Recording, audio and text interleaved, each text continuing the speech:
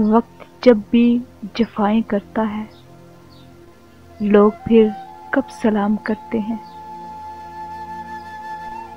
آج تم نے کس بیچارگی سے کہا، ہائے اللہ، اتنا افسوس ہو رہا ہے، اتنا کھانا ہے اور آپ کو نہیں کھلا سکتی ہوں۔ کیا کیا ہے آپ نے یہ؟ مجھے تو خود سمجھ نہیں آتی، میری روح تک لرز جاتی ہے، اور آپ اتنے نڈر ہیں۔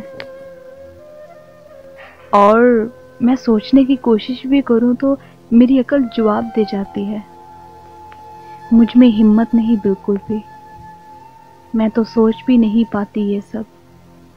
دل دکھ رہا ہے آپ کی وجہ سے بہت۔ تمہارے ہونٹوں سے یہ سب سن کر مجھے یوں لگا گویا تم تو خیالی پلاؤ پکانے سے بھی لرزاں ہو۔